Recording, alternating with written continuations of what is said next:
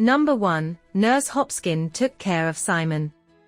From the flashbacks from Simon's memories, we could witness the tough childhood he spent with his father.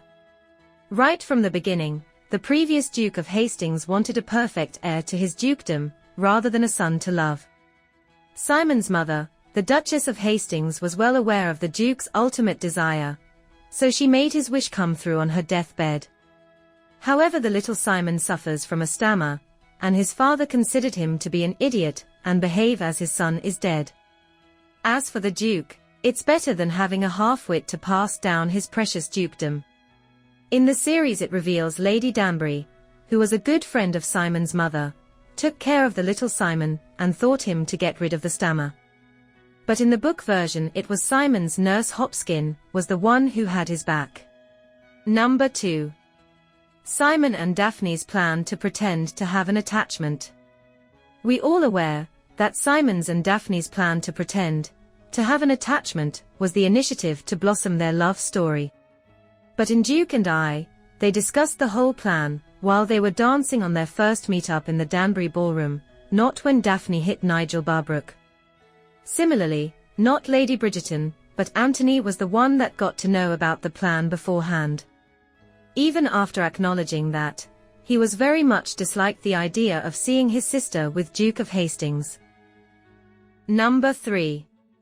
Family outing to Greenwich. In the book Duke and I, there is an incident where the Bridgertons along with the Duke visit Greenwich for a family outing, and this was not a part in the show. Violet Bridgerton, who is very supportive of the match between Simon and Daphne, wanted them to spend more time together.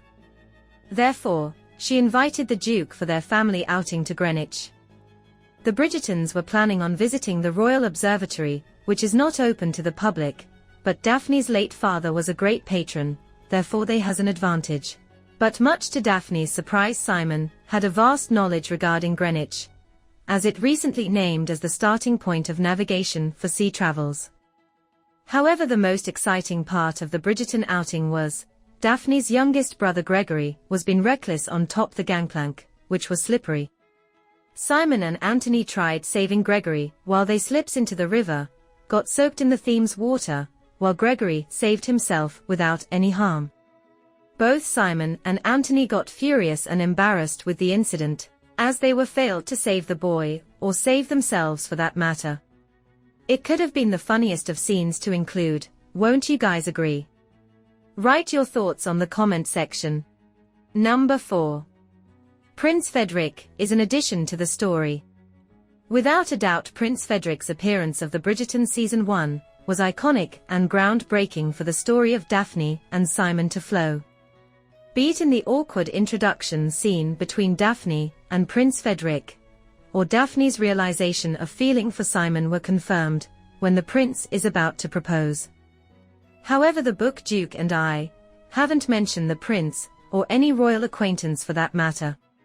But overall scenes of Prince Frederick brought more elegance, more dramatic scenarios to the season. Though Daphne's laugh out loud scene, when Prince Frederick said her gown was exquisite, not mentioned in the book, I think it was a resemblance to the scene of the book, where Daphne's laugh, when every suitor tried to fetch her lemonade, after her fake attachment with the Duke. Number 5. Anthony did not ruin the chances of Daphne.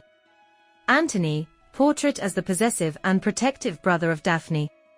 Book and the series is compatible with each other in that, though he has gone for duel with Simon, and given prior warnings to Daphne about Simon's intentions on not getting married ever, Anthony never ruined Daphne's chances of finding a proper match.